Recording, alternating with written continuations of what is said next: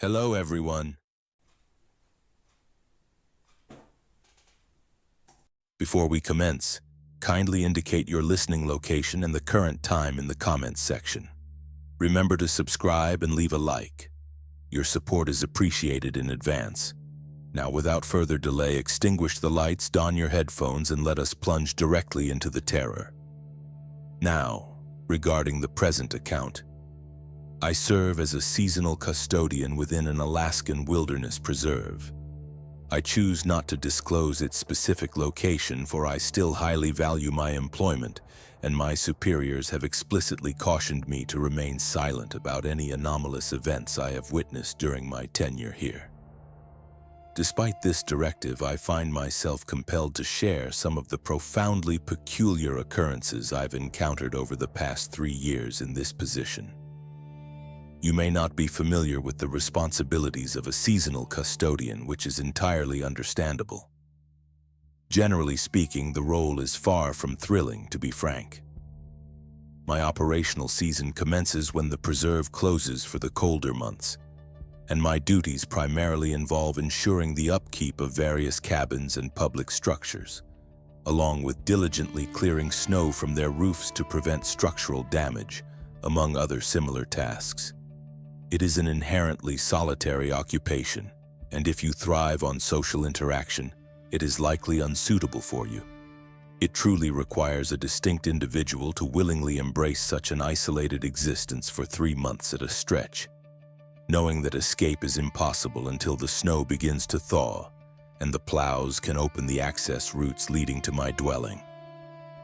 While I do possess a snowmobile capable of transporting me on a 3-hour journey to the nearest ranger outpost should the need arise, it is certainly not comparable to a brief excursion to a neighborhood convenience store. For my part, this isolation suits me well. I have always gravitated towards solitude, and Max, my loyal Jack Russell Terrier, provides excellent company. The demands of the job are not overly taxing, typically requiring only a few days each week for my responsibilities, leaving the remainder of the time entirely at my discretion. A few years ago, I cultivated nature photography as a pastime to fill the quiet hours, and I've even had some of my images featured in publications by an organization you would undoubtedly recognize. Indeed, framed copies of those very magazines currently adorn the wall behind me. During the warmer, more temperate months, this particular section of the preserve attracts a substantial number of visitors. It is arguably one of the most favored destinations for outdoor enthusiasts exploring this Alaskan region. However, in the depths of winter, it becomes utterly deserted, save for a handful of isolated ranger outposts and similar facilities. I often go for weeks on end without encountering another human soul. The only individual with whom I communicate regularly is my ranger colleague, whom I shall refer to as Rick, with whom I conduct radio check-ins a few times a week. Beyond those exchanges, it is simply Max and me. I am somewhat uncertain as to the most effective way to convey some of the phenomena I've witnessed up here during the dark, frozen days of winter. So I will simply plunge directly into the narrative and tell you about what I term shades. That is at least what I call them when I speak to myself. I possess no true understanding of what they actually are. Nevertheless, when winter storms rage fiercely against the shuttered windows of my cabin, and visibility is virtually non-existent amidst the falling snow and dim light, you will discern them. It is almost as if one is observing a figure moving behind a pane of frosted glass, entirely indistinct and shrouded in shadow. Initially, I attributed these sightings to my mind playing tricks on me, to my brain perceiving patterns within the chaotic static of the ceaseless snowfall. However, then I began to hear them as well, like distant memories just audible enough to penetrate the wind's howl, yet too faint to be recognized as any form of coherent speech. I can assure you it is enough to put anyone on edge.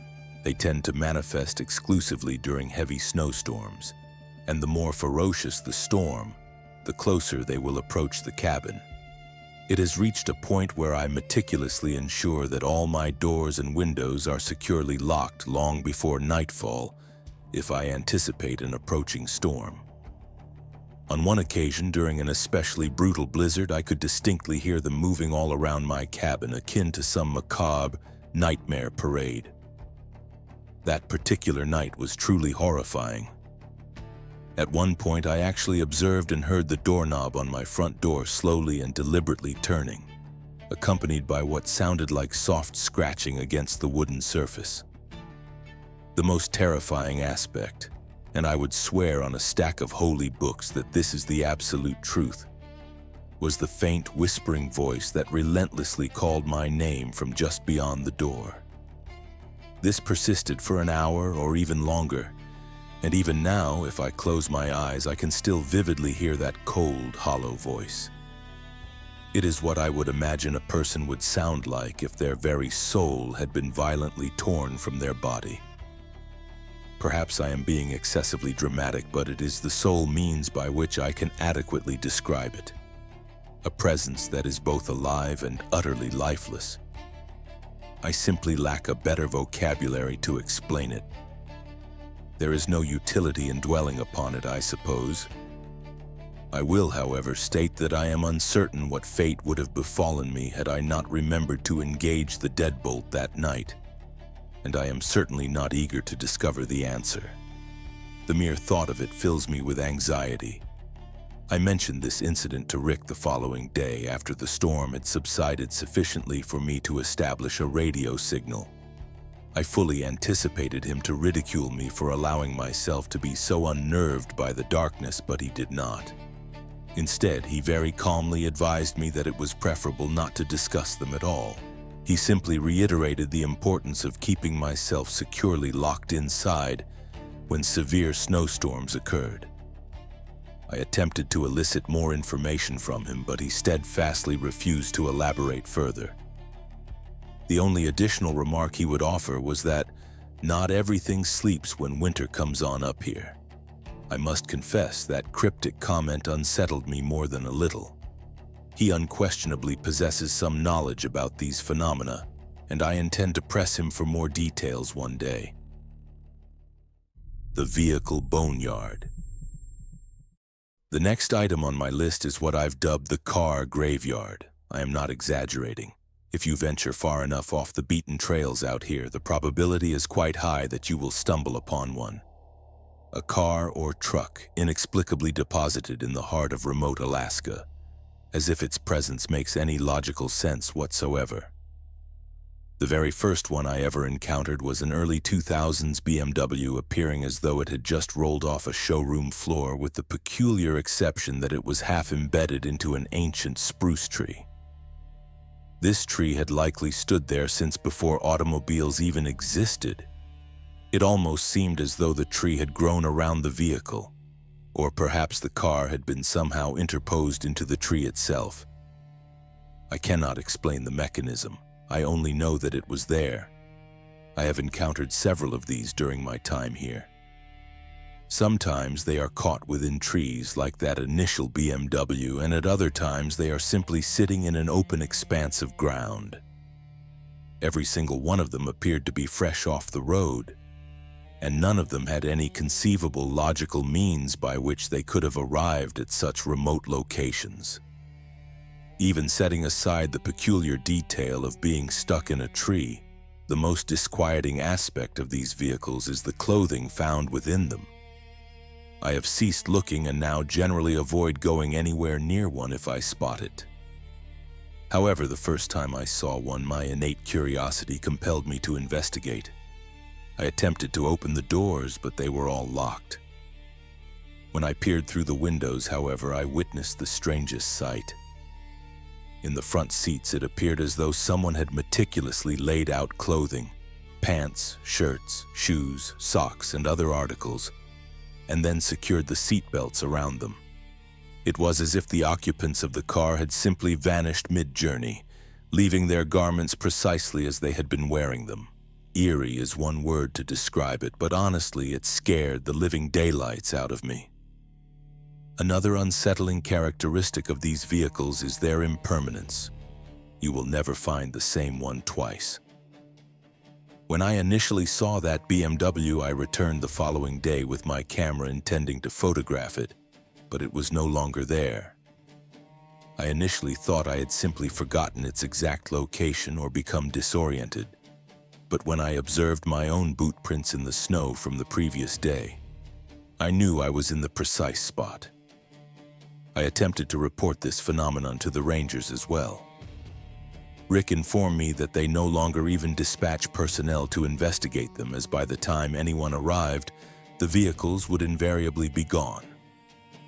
Apparently, reports of this nature have been surfacing periodically over the past 20 or 30 years, and no one possesses any understanding of them. He did share one specific account with me. One of the rangers had once discovered a school bus from Texas, if you can believe such a thing. In each row of seats within this bus were piles of empty clothing, with the sole exception of the driver. The ranger who found it stated that the driver was sort of there but not really, almost like a blurry hologram perpetually frozen in time. He described the driver, an elderly man, as appearing locked in some terrified scream, wide-eyed and with a gaping mouth. The ranger attempted to gain entry to the bus via the rear emergency door, but as he managed to open it, a loud buzzing sound reverberated through his ears, and a high-frequency vibration coursed through his body like an electric shock. He recounted that the closer he approached, the more intense the sound and sensation became, to the point where, before he could even step inside the bus, it grew so powerful that he believed he would lose consciousness. The most apt description he could offer was that it felt like attempting to force two powerful, opposing magnets together. The more force applied, the stronger the resistance became.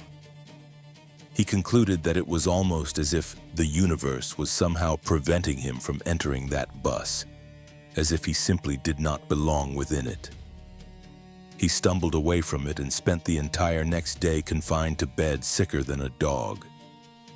When he returned a few days later with some other rangers, the bus was gone. While I cannot personally attest to the buzzing and vibrating phenomena, I simply know that I instinctively avoid these vehicles whenever I encounter them. They are simply not right. The bridge. The final phenomenon I will recount today involves the bridge. Approximately a mile or so from my cabin, along a regularly maintained footpath, there exists a rope bridge that spans a deep ravine. Adjacent to it, a rock outcropping juts out, serving as an observation point. You understand, a place where hikers might pause to capture selfies for their social media accounts. The park department even went to the effort of installing handrails along its edge to prevent anyone from accidentally falling to their demise. Of course, during the winter season, there are no hikers here.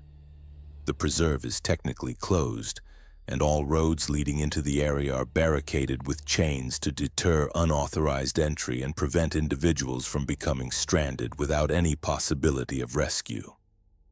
I trek down that path probably once a week, constantly seeking new photo opportunities to occupy my time. It is an exceptionally beautiful walk, and the entire landscape appears so crisp and pristine without the constant foot traffic.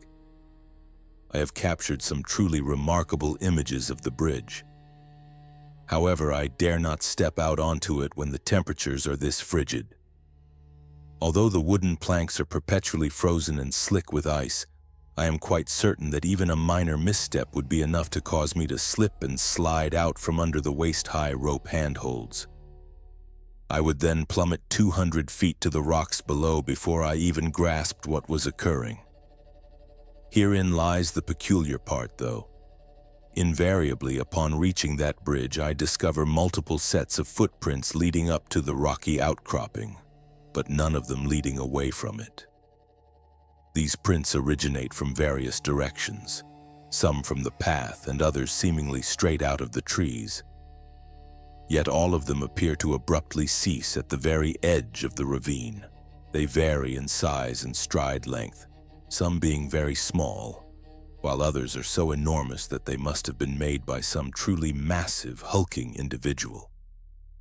The first time I observed them, I feared that some trespassers had ventured too close to the edge and fallen over.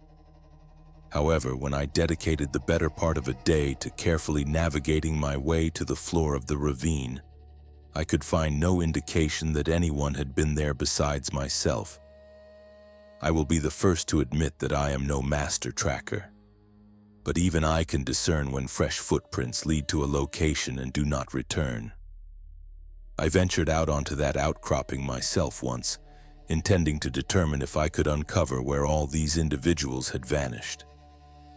Perhaps there was some hidden path I was simply not perceiving. But the moment my foot made contact with that stone, my head began to throb with a pain akin to the most severe hangover I had ever experienced. When I staggered back from it, the pain vanished as if it had never existed, leaving me only with a persistent nosebleed for the remainder of the afternoon as a macabre souvenir. Naturally, I did not attempt it again. Even Max refuses to go anywhere near it. He begins whining as soon as we approach that section of the trail. This is noteworthy, as this is a dog whom I have, on multiple occasions, had to physically wrestle inside the cabin because he was so intent on confronting a pack of wolves that dared wander too close to his territory. Despite his small stature, he does not seem to possess the self-preservation instinct that typically informs one when to be afraid of something. But that outcropping, that is an entirely different matter. Even Max, it seems, has his limits. I possess further stories to share, but I am growing quite weary, and it is nearing time for me to get some rest. Tomorrow I must journey to the cabins situated by the frozen lake and ensure their roofs are clear of snow. I will write more later. Next time I will tell you about the bears. Second transmission. It is I again. Thank you for all the wonderful feedback on my previous transmission. Honestly, I was quite unsure how much interest anyone would have in some of the goings-on out here, and I was more than a little surprised when I returned to my cabin yesterday and saw the volume of responses. Before I proceed with more of the experiences I've had in this wilderness, I just wish to address a few questions that people posed regarding my last update. Someone suggested that I attempt to capture the shades with my camera. That is a good idea, and I have, in fact, already tried that on a couple of occasions. The difficulties I encountered stem from the pervasive darkness and the heavy snowfall. I essentially have only two photographic options: either employ a flash or some other light source, or utilize a long shutter speed on my camera. Although I was fairly certain neither method would be effective, I did indeed attempt both approaches. Unfortunately, as anyone who has driven in a snowstorm can attest, snow is highly effective at reflecting light, which is precisely why you cannot use your vehicle's high beams when driving in it. The light simply reflects off the snow particles back into your eyes, effectively blinding you. My results using this method were precisely what one would anticipate. Nothing but a complete whiteout in the captured images. A slow shutter speed yielded no better results. All I obtained were images comprised of utterly incomprehensible motion blurs. I suppose there are likely superior camera rigs available that might be capable of overcoming these challenges, but I am not personally aware of them. Even if such equipment does exist, it is undoubtedly well beyond my financial means. The Interstate Park Division, IPD, does not, after all, compensate seasonal caretakers with gold bullion. There was also a concern that despite my efforts to maintain anonymity, I might have divulged sufficient details about myself for my employers to easily identify me. Please do not concern yourselves with that. Firstly, Alaska boasts more than 20 national parks, collectively spanning over 50 million acres of land. Believe it or not, Alaska actually contains the majority of the national park land in the entire U.S., approximately 65% of it. As you can well imagine, there are numerous individuals dispersed across the state performing duties similar to mine. It is truly challenging to fully grasp the sheer expansiveness of Alaska and how much of it is covered by stark wilderness unless you have personally been here and witnessed it for yourself. I certainly had no inkling before I arrived here from the lower 48 states. I suppose the bottom line is that it is highly improbable that anyone from the IPD will be able to identify me from the information I have shared about myself. If they do, I suppose we will address that situation when it arises.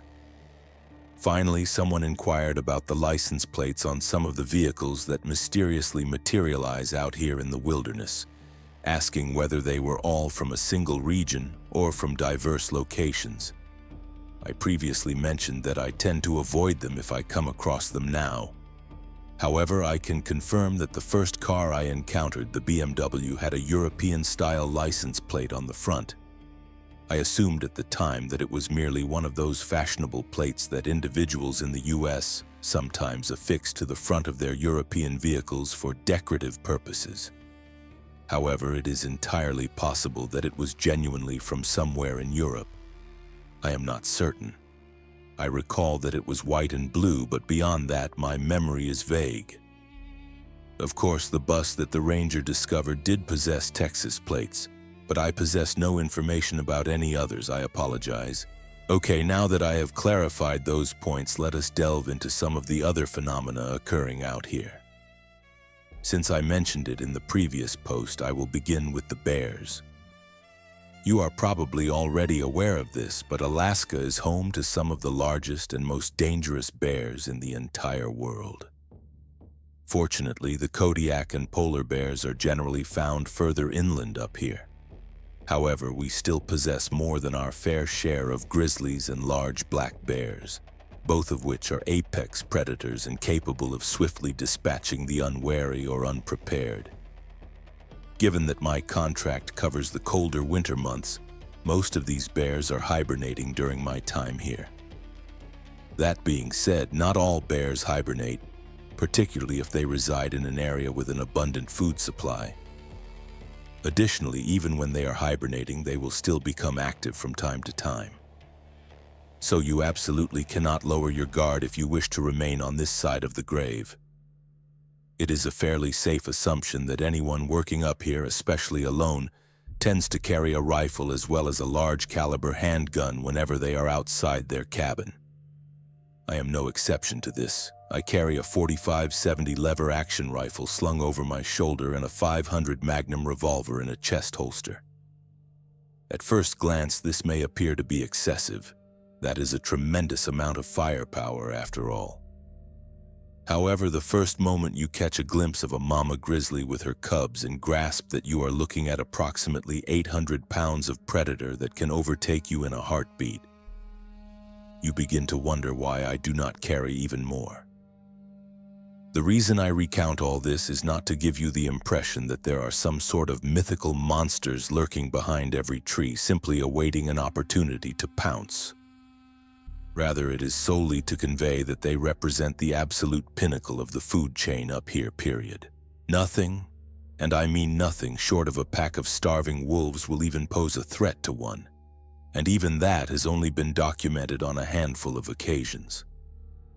They are massive, powerful, and aggressive, and if you reside within their territory and fail to remain constantly vigilant, you are an imbecile and likely soon to be converted into bear excrement. So with all that context, I am sure you will comprehend the gravity of the situation when I inform you that something is killing large grizzly bears out here. I am not referring to human poachers or indigenous hunters or anything of that nature. I am referring to something that is unequivocally not human and most definitely not hungry wolves. But allow me to backtrack a step. My inaugural season up here as a winter caretaker was an intense learning experience. Simply attempting to grasp the necessary maintenance routines and learning to navigate my assigned area of responsibility was somewhat overwhelming. One day I was returning from performing my rounds at one of the ranger outposts that had been shut down for the winter, and I inadvertently made a wrong turn on the trail. By the time I realized my mistake, I had already traveled a considerable distance along the new path and was wandering into unfamiliar territory. Just as I was preparing to turn around and retrace my steps, I reached a crest and was abruptly confronted with the unmistakable form of a grizzly, not 30 feet along the path ahead and facing away from me. Now I must tell you this. I nearly soiled myself as I fumbled to prepare the rifle from my shoulder. It is fortunate that I did not actually require it at that precise moment, because I discovered to my dismay that I had foolishly slung my shoulder strap over the rifle's sling, effectively trapping it against my body. Stupidity and complacency are what lead to fatalities out here, folks, and I could have been a perfect embodiment of both at that instant. As it turned out, the bear was not moving. It was simply standing there, perfectly still. Its hindquarters were facing me, and I instinctively knew that something was profoundly wrong with that. Giving up on my rifle, I drew my handgun from its holster and cautiously approached the grizzly. My gaze fixed intently on the bear, prepared for the slightest indication of movement. The closer I drew to it, the more certain I became that it was not going to suddenly lunge at me and provide a harsh lesson on my exact placement in the food chain. Here is where it becomes truly surreal. Before I even got close to it, I had already discerned that it was deceased. What I could not explain was why it remained standing. It had clearly been there for a considerable period, as there were no fresh paw prints leading up to it in the snow. And as I circled around to the front of it, I could see that the flesh around its muzzle was already beginning to decompose and recede from its skull. When I obtained a clear view of it, I also observed that it was missing tufts of fur in various places. Despite all of this, it stood there as if it had simply died and forgotten to fall down. I examined it quite closely, which was still an unsettling experience, to say the least. Yet I could not find any sort of wounds or blood that might indicate the cause of its death. It was then that I realized a couple of crucial things. Firstly, that there were active grizzlies in the area, and secondly, that nothing had scavenged the carcass. To state that this is unusual is a gross understatement. Most of the top carnivores in this area, including wolves, wolverines, and foxes, supplement their diets by scavenging on carrion. The fact that this bear had died and remained completely intact was not merely perplexing, it was utterly unnatural. I reported the discovery to the ranger outpost and later heard back from Rick that nearly a dozen other similar discoveries had been made within that area in the last 2 months. The Interstate Park Division, IPD, had even brought in some distinguished zoological pathologists from Anchorage to ascertain what had killed the bears. They spent 2 weeks in the field with the rangers, meticulously examining the carcasses. Then one morning they were simply gone. They had apparently been abruptly recalled without so much as a proper farewell. Immediately after their departure, the carcasses were destroyed and the investigation was summarily shut down. A week later, a rushed and astonishingly brief report was issued, simply indicating death by natural predation, with no further investigation deemed necessary.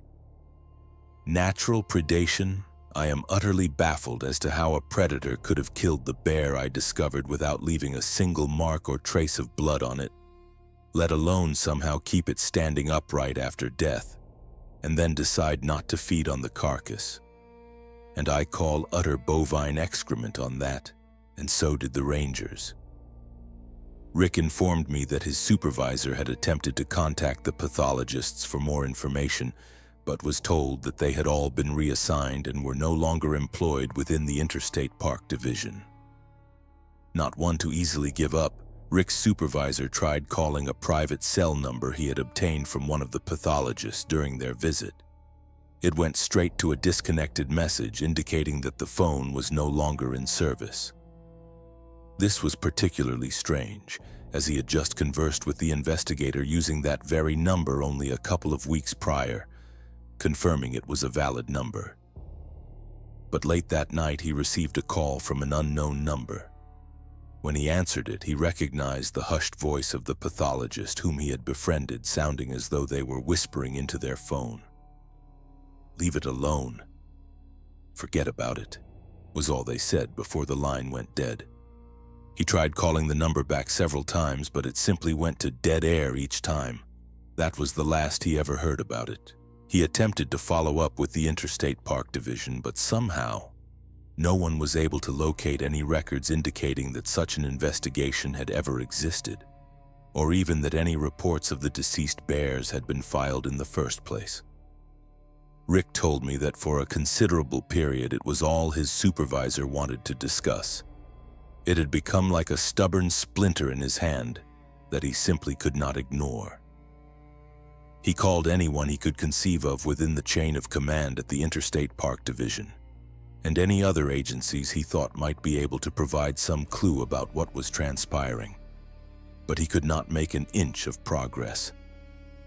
Then one day, he simply ceased talking about it, as if a switch had been abruptly flipped. One evening, Rick and his supervisor were sharing beers at a local bar after their shift, discussing how utterly strange the whole affair was. And then, the very next morning, his supervisor appeared somewhat shaky and out of sorts, retreated into his office, closed the door, and did not utter a single word to Rick that entire day. He never mentioned the incident again. A few times, Rick and I later brought it up in conversation with him, and his supervisor would simply brush the entire thing off and change the subject, looking visibly uncomfortable about the whole matter. I do not know precisely what transpired, but if I had to venture a guess, I would assume that his supervisor was likely digging into something that was not meant to be uncovered, and someone had successfully convinced him that it was better if he simply forgot about it. Look, I am not some conspiracy theorist. That is not my inclination, okay? I just know that the entire situation reeks to high heaven, and I will simply leave it at that. The Witch's Lodge. The other phenomenon I will describe to you today is what we refer to as the Witch's Lodge. I am not certain of its original purpose. It is really nothing more than a single-room log cabin built deep within the wilderness. I have encountered it a couple of times and have been inside once. It is a considerable hike from my post and not easily accessible even by snowmobile, so I do not venture out that way very frequently. While abandoned cabins are not particularly unusual up here, you will stumble across them from time to time. Most are little more than a few walls and a collapsed roof after enduring years of the harsh winters we experience. The Witch's Lodge, however, is somewhat different in that regard. As far as I am aware, no one has resided there for a very long time. Yet whoever constructed it must have possessed profound knowledge, because it appears every bit as sturdy and well-maintained as my own cabin. I am not even certain how it acquired its name, honestly. I only know that is how it was introduced to me the first time, and so that is how I am introducing it to you. A couple of years ago, my ranger colleague Rick radioed me, inquiring if I would be willing to join him in a search for a pair of missing hikers, a father and his 12-year-old son. Now, I am merely a caretaker, and I do not typically participate in ranger or search and rescue (SAR)-related activities. But apparently there was no one else available to accompany him on that particular day, and he had received a lead indicating that the hikers might have been heading into a very remote section of the preserve. In SAR efforts, especially during the dark Alaskan winters, locating someone swiftly is absolutely critical if you hope to find them alive. So he was eager to pursue the lead sooner rather than later. Of course, I could not precisely refuse to assist, especially when one of the missing individuals was just a child. Thus, a couple of hours later, I found myself trailing behind him through knee-deep snow. We progressed along a semi-familiar path for a while before we turned left at a fork and began making our way along another trail with which I was unfamiliar. He appeared to know precisely where he was headed, as if he had a specific destination in mind, though we exchanged very little conversation during the hike. We paused a couple of times to rest and sip hot coffee from our thermoses, but even then we both remained silent. I believed there was some sort of dark cloud hanging over his mood. I could discern it in his narrowed eyes and furrowed brow. It was infectious, and it soon began manifesting in the back of my own mind. An hour later, we came upon the place. I was astonished to see this perfectly preserved little cedar log cabin simply sitting there amidst the trees, looking for all the world as though someone might emerge from the front door at any moment. Something about this place seemed profoundly amiss, though. Somehow I knew that no one resided there, that no one had resided there in a very long time. I cannot explain it, but at that moment I experienced this strange feeling that we were not welcome here. It was as if something was silently urging me to turn around and retreat while I still had the chance. Before I had the opportunity to voice my apprehension, Rick turned to me and gestured towards the closed front door, where I could easily discern footprints at its threshold. "Come on," he said over the wind that had just gusted, and I could observe the grim set of his expression before he turned away from me and began making his way towards the door. I noticed that he had drawn his handgun, so I followed suit, though I had no idea why. We reached the entryway to the cabin, and he placed his hand on the latch. Before lifting it, he paused and looked back at me with that same dark, intense expression. "We're going to have to look inside," he stated. "If there's nothing to be found in there, fine. We'll turn around and head back to your cabin for a couple of glasses of whiskey by the fire. Perhaps the other search groups will find them." His eyes were fixed intently on mine, as if he wished to ensure I was paying close attention to him. "But if we find anything other than this foolish hiker and this kid inside, we're not going to look at them, and we're not going to say a single word to them. Understand?" I nodded at him, more bewildered than anything else. But that was not sufficient. "I need you to say it, John, to make sure you understand what I'm telling you," he insisted, and the resolute gaze in his eyes was so serious and determined that I mechanically repeated his instructions back to him without a moment's hesitation. When I did, he gave a brief nod and lifted the latch, pushing the door inward. We stepped through the doorway into the darkened room beyond. As soon as we entered, I was overwhelmed by the pungent stench of decay, mingled with a strong aroma of herbs and something else, something sickly and putrid just beneath the surface of all that. My eyes had just begun to adjust to the dim light of the interior, and I was able to make out the sparse furnishings of the room. An old rickety table with a solitary low-backed chair positioned in front of a cold stone fireplace. Along the far wall, I thought I could just distinguish a cot, though I couldn't be entirely certain. "And damn it, it's happened again," Rick murmured, almost under his breath. The warning tone in his voice immediately captured my attention. I turned to find him standing near the desiccated husk of a man's body, dressed in gray snow pants and a red down jacket, slumped back against the wall. It appeared as though he had been there for many years, and I stumbled backward in shock without even realizing it. "Well, what the?" I exclaimed, not truly knowing what else to utter. Rick picked up something that was resting on the floor near the man's skeletal hand. He glanced briefly around the room and then nodded towards the door. "Time to go. I'll let the SAR team know that we found the hikers," he stated. I was more than a little confused. The body we were observing was almost mummified. It had clearly been there for a very long time, and I vocalized as much. Not to mention the fact that there was only one of them. If it was conceivable that this was the father, that still meant the son was somewhere out here. "It's too late, Jada," was all he said, pressing something into my hands as he passed me and stepped out of the door. I looked down and realized that I was holding a small notebook, the kind a person might carry in their pocket in case they needed to jot something down. I tentatively flipped it open.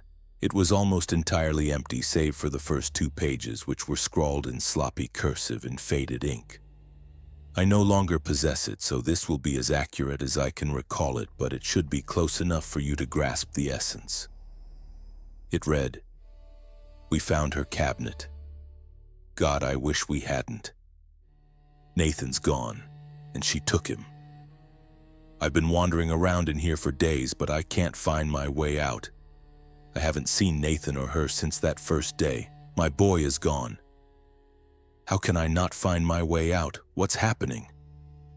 I can hear her whispers taunting me, but it's always just a little farther or around the next corner.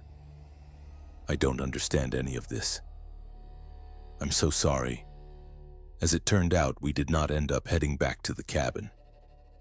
Rick radioed the search and rescue team that he had found the hikers in the lodge, and the person on the other end paused for a long moment before replying with a simple acknowledgement. No questions, nothing else, just an acknowledgement for Rick. We did not speak much to each other that night. We simply sat in front of my fire and consumed the remainder of my Jameson until we both passed out. And when I regained consciousness the next morning, Rick had already risen and departed. We have not spoken about it since that day. The notebook was gone when I awoke, so I assumed that he took that with him. Clearly, he knows something about what transpired in that cabin, but I have never inquired about it. I am not entirely sure that I genuinely wish to know. It is challenging enough to sleep at night out here sometimes. Speaking of which, I suppose it is time for me to sign off and get some shut-eye.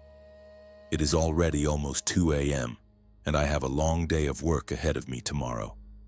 It is snowing quite heavily today, and I am already behind in clearing the snow off the roofs of these storage sheds situated near the old fire watchtower. I would rather not have to contend with the damage if the roof collapses. So I had better get over there as soon as it ceases snowing outside. I will write some more soon. Good night, all. Final transmission. I am back again, but I believe this may be my final update. It appears I may have attracted the attention of someone I did not intend to, and after this transmission I intend to lie low and attempt to vanish. Allow me to bring you up to speed. First thing this morning, as I was preparing myself and getting ready to head down to those storage sheds near the old fire watch tower, I heard a distinct knocking on the door to my cabin. Being in the middle of a closed wilderness preserve in the heart of an Alaskan winter, you can well imagine that I do not receive many visitors. The only individuals I ever even encounter out here are my ranger colleague, Rick, and the individual who brings me fresh supplies every few weeks. Rick has never simply appeared at my door without first contacting me on the radio, and I am aware that he has been quite preoccupied recently with several separate incidents involving missing hikers and even a few purported cryptozoologists. So I was surprised to hear his muffled voice calling my name through the locked door. When I opened it and ushered him inside, I immediately observed the concerned set to his expression. Without a word, he moved over to the fireplace and warmed his hands in front of the freshly smoldering log that I had just added. "Heck, Rick, you gave me a bit of a start," I told him with a slight chuckle, attempting to alleviate the tension in the air a little. Something was amiss, and I had a sinking feeling that it might have something to do with me. He turned away from the fire and looked at me for a long moment in silence before speaking. "I got a call last night, John," he stated, his face creased with a frown. I could not discern whether it was an expression of worry or muted anger, or perhaps a combination of both. "Oh yeah?" I replied, striving to maintain as casual a tone as possible. He pulled the wool cap from his head and ran a hand over it, smoothing out his short, neatly trimmed hair. "Yeah, and so did a few other rangers, apparently." I nodded and took a sip from my coffee, feeling increasingly uncomfortable by the moment. "What about it?" "What do you think it was about?" he said, pointing at me with his cap. "You've attracted someone's attention with your little stories that you've been posting online." "My stories? What stories?" I feigned innocence, speaking evenly. I had not discussed these posts with Rick since I had begun updating them. Certainly, we had chatted about the possibility of me undertaking some past literary endeavors, but I had not informed him that I had actually written anything. As far as he knew, I was merely speculating. My palms began to sweat despite the fact that my cabin's internal temperature was probably in the low 50s, even with the fire in the hearth. I had been so convinced that there would be no means by which the Interstate Park Division or the agency or anyone else could ascertain who had been writing these posts. I failed to consider that they did not need to figure it out themselves. All they needed to do was begin probing among the rangers in various areas. You see, there is no way that anyone who was not intimately familiar with this specific area could have identified it solely from the details I had provided. I had even made sure to alter the names of places and modify the descriptions of some of the events slightly, just to render it that much more impossible for anyone to pinpoint exactly who or where I was. In retrospect, my mistake was glaringly obvious. If I were attempting to identify the source of these posts, I would promptly go directly to the rangers who know the territory even better than I do. I made the error of believing that my friendship with Rick was strong enough for him to simply look the other way here, to cover my tracks. For instance, the Witch's Lodge is not actually known by that particular name around here. I simply fabricated it as an alias for its true designation, but I am certain Rick would be able to identify it immediately by reading what I had written about it. The same holds true for the other stories as well, and I am also quite sure that the other rangers would be able to recognize them for what they truly were. Now that I am truly contemplating it, yes, I messed up badly this time. Okay, so here is the reality. There are phenomena that occur out here more than I have ever disclosed to anyone, more than I ever intended to allude to in these transmissions. Things that they engage in out here, and things they absolutely do not want anyone to know about. I had believed that I was being clever by sharing this with all of you and sufficiently disguising the details so that they could not be deciphered and traced back to me. Rick shifted towards me and gave me one of those looks that clearly conveyed he was not in the mood for any games at that moment. "You know the stories that I'm talking about, John," he stated in a flat tone. "The ones that I've told you time and time again were a bad idea. The ones that I told you were going to get you into trouble." I attempted to shrug it off and downplay it. Heck, they were just a few stories on the internet, Rick. I was having a little fun. It gets lonely out here and we all get a bit stir-crazy sometimes, you know that. "Yeah, well, these little stories have stirred up trouble for both of us," he retorted, setting his head on the chair and turning away from me, back towards the fireplace. "They know who wrote them. They know who you are." I simply stood there in stunned silence, my jaw hanging open as I stared at my friend's back, a sudden flood of comprehension overwhelming my thoughts. My eyes widened. "And you told them?" I asked, utterly aghast. How could I have been so naive? Rick had a duty to fulfill, and we all had duties to perform out here.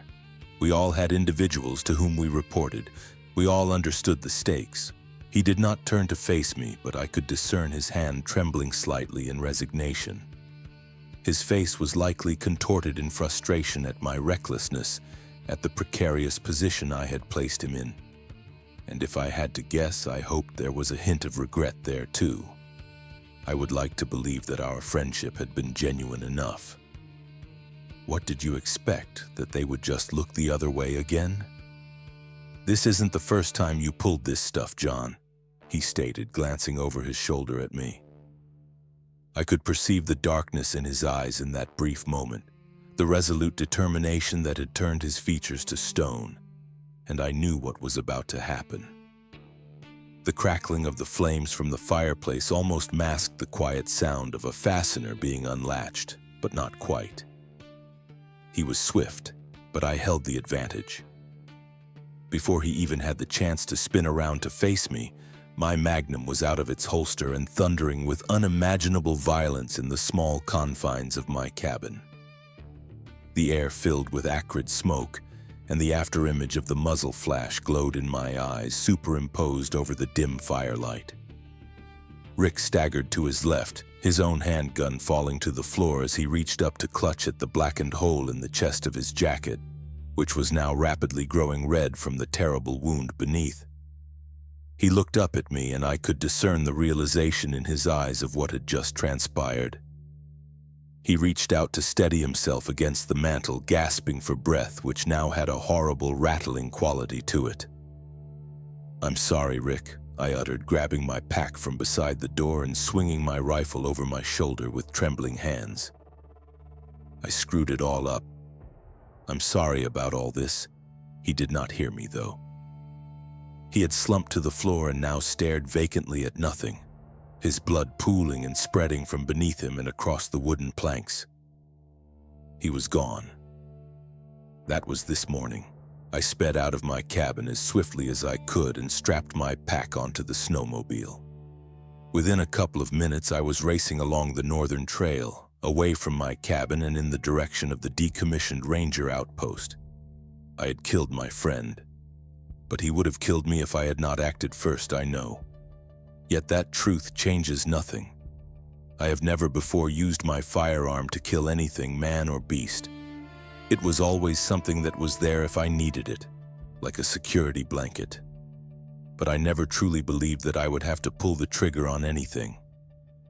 Man, I have made an utter mess of this entire situation. I had thought that it was all over for me when I skirted a little too close to the edge back in Montana. But fortune smiled upon me, and the powers that be decided to grant me another opportunity then. There would be no second chance for me this time. Now I am sitting here in the back room of the old ranger outpost. I have concealed my snowmobile around the back, covered by a tarp and whatever snow I could heap on top. It is beginning to snow again outside, and so I am hoping that my tracks will be obscured before too long. Perhaps it will buy me some time, just enough time to escape this predicament and allow me to expose some of the truth. I harbor no illusions about my capabilities. I am merely a caretaker. My training was rudimentary at best. I am certainly no match for their specialized teams. My real name is John Wright. I do indeed work for the U.S. government, but not for the Interstate Park Division. At least, not genuinely. I am not going to name the organization for which I truly work. Not because I fear that they will discover it, it is far too late for that now, but because their Raptor AI protocols would identify and censor this entire post before it has the chance to propagate. Once this information is released and begins circulating among various servers, it becomes significantly more challenging for them to suppress it. My ostensible job here is mostly what I have described to you. That part is true, but it is primarily just busy work, my cover, if you will. My primary responsibility is to monitor for trespassers who wander a little too close to their facilities, or for entities that have escaped from them, or unintended byproducts of whatever in the hell they are conducting within. I genuinely do not know what transpires under the mountain, and I am certain that I would not comprehend it even if I did.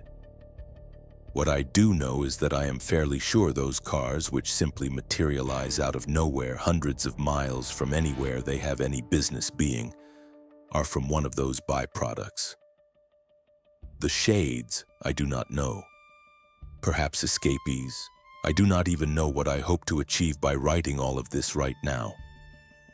Perhaps it is my way of attempting to rectify matters.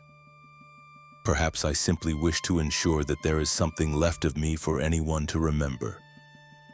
When I was posted here 3 years ago, I saw the entrance to the facility. It is approximately 10 miles away from my cabin, bored directly into the base of a mountain. I have no idea how vast it is inside or how many individuals are stationed there. However, I do know that there are many large military helicopters flying in and out at the beginning and end of my season. I assume they are transporting researchers or equipment or whatever else is necessary.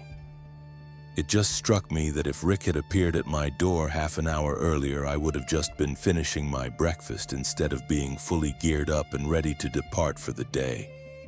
I would not have had my holster strapped to my chest, and I am certain that I would be the one lying in a pool of my own blood right now. Come on, concentrate. I do not have time for this.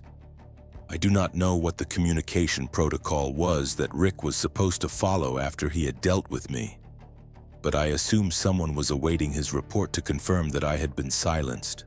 I have to believe that by now they know something has gone awry. There is probably a team at my cabin right now. It has not been snowing long enough to fully obscure my tracks, unfortunately, which means they will likely have no difficulty discerning the direction I took. It is only a matter of time before they arrive here, and then it is all over. Right now, I am attempting to type this on my notebook computer and relaying it through the Ranger Outpost's communication network. I am surprised they have not yet locked down the firewalls. I fully expected to be completely cut off from the world when I arrived here. Small mercies, I suppose. At least I can still get this information out there. You have probably gathered by now that most of the Rangers around here are not quite what they appear to be. Some are, I think, but most are ex-military, special forces types recruited by the agency to provide security and ensure that the caretakers do not go off the reservation, as I did. Rick was precisely that way. His real name is Mike, by the way. I will not disclose his last name. I do not wish him to be remembered as anything other than a hero. I am the one who botched this entire situation. He was merely performing his duty, fulfilling his sworn commitment. He was an honorable man, and that is how I want him to be remembered. My nerves are starting to get the better of me. I just peered outside because I thought I had heard something. I do not believe that they can reach here this quickly, so I am thinking that it was only my imagination. And look, this phenomenon is not confined to Alaska. They possess facilities all over the U.S. The last one I was stationed at was in Montana. I know there are others scattered across the states: Wyoming, Texas, Kentucky, South Dakota. I mean, they are truly everywhere. They prefer to construct them in national preserves, especially those with vast areas of wilderness. It ensures a reasonable degree of privacy without attracting the kind of attention that places like Groom Lake or Cheyenne Mountain have garnered. Those two locations are practically tourist attractions at this point. The moment they explored Alaska, it was as if they had stumbled upon a gold mine. The entire area is so remote and uninhabited that they are virtually guaranteed isolation and secrecy to conduct whatever activities they are engaged in there. Did I tell you about the man I found once, half integrated into a boulder? I do not think so. He was wearing a lab coat, but the only parts of him that were accessible were his right arm and shoulder and the back of his head. The rest of him was somehow inside of it, which was probably for the best. I am sure that he died quite swiftly. I reported that incident, and they had a team out there within an hour. I left once they arrived, but when I returned a couple of days later, the entire boulder was gone, and the landscape had been meticulously altered to appear as if it had never been there. I am talking about a rock the size of a small house, simply vanished. The bear story is true, by the way. The only distinction is that it was us who covered the entire thing up. That fact scares the living daylights out of me because that thing is still roaming out there somewhere. They were never able to locate it. Hell, they lost a dozen of their personnel attempting to. The same fate befell the teams as the bears, by the way. We found the teams down near the runoff gully, simply standing there, deceased. You have never witnessed a true nightmare until you have seen a dozen armed corpses just frozen in place. By the time we discovered them, they were little more than gray skin stretched taut over skeletons, yet there they stood, resembling some zombie army from a horror film. I witnessed it once. I believe it is the entity that caused all of this. It was approximately the size of a tall, thin man, but its form was entirely aberrant. Its joints were bent in strange ways, and its head was something that reminded me of a praying mantis. It was covered in black and gray mottled skin that looked somewhat like scales, but not quite. I do not know. I am just a caretaker. I came across it while I was performing my rounds one day. It was clamped onto the back of one of those large grizzlies, its arms and legs wrapped around it as if it were some sort of monstrous insect. The bear was simply standing there, emitting the most god-awful screams you have ever heard, as if it were being burned alive or something. But it was not moving. It was just standing there perfectly still while this thing did whatever it was doing. Feeding on the bear, I suppose. I hid behind a tree and I nearly soiled myself. I was convinced that it would hear my panicked breathing and turn to attack me, but it did not. Eventually, the bear ceased making that terrible crying sound and silence descended. A few minutes later, this thing unwrapped itself from around the grizzly, took a few steps towards a large pine tree, and then vanished. Only it did not truly vanish. I realized it had simply stepped out from behind the tree to take a closer look at the bear. I was still observing that thing, but its skin had camouflaged itself perfectly into its background, adopting the exact coloring and pattern of the stone-covered pine. I mean, absolutely perfectly. The only reason I was able to perceive it was because a part of it, one of its appendages, I believe, was slightly protruding away from the tree. It was this subtle break in the tree's outline that caught my attention, and it likely saved my life. I must have remained concealed there for another hour before I finally dared to take a step away from that tree. Its surface returned to the black and gray splashes of color. When it moved, it was like a stalking spider, slow and deliberate, graceful and ungainly, all at the same time. It was a nightmare, that is what it was. It took a few steps closer to the bear, as if it were trying to ascertain whether this was some new prey or whether it had already been used up. As if it had forgotten about it and was simply looking for its next meal. After that, it glided down the trail without a sound, thankfully in the opposite direction of my hiding spot. I waited another hour before daring to move a single inch. When I finally did, I hauled myself back to the cabin, locked the door, and radioed the entire account to Mike. They dispatched a team but never discovered anything other than the bear, which they very quickly made disappear. While I am sharing my transgressions, by the way, the real rangers, the ones that originally found the deceased bears and reported it to the Interstate Park Division, well, you will not find them anymore. There were 3 of them that worked with the researchers, just as I had stated in my previous story. But a week after the researchers departed, all 3 of those rangers somehow wandered off trail during a snowstorm, and they purportedly died of hypothermia. Yeah, right, hypothermia, I scoff. You would think that the agency could at least employ a little imagination when they concoct these narratives. I know this entire narrative took a sudden, sharp right turn for you all, and I am truly sorry about that. I am out of time, though. No more time for pretense or polite farewells.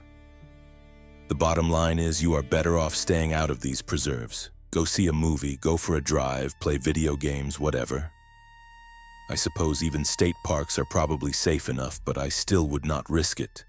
The things I have witnessed, what they have done. Okay, I am pretty sure that was not my imagination this time. It is time to upload this post. If I am mistaken and I gain some more time, I will simply send an update. But I want to make absolutely certain this gets out there before they stop it. John Wright, former seasonal caretaker at an Alaska wilderness preserve. Bye.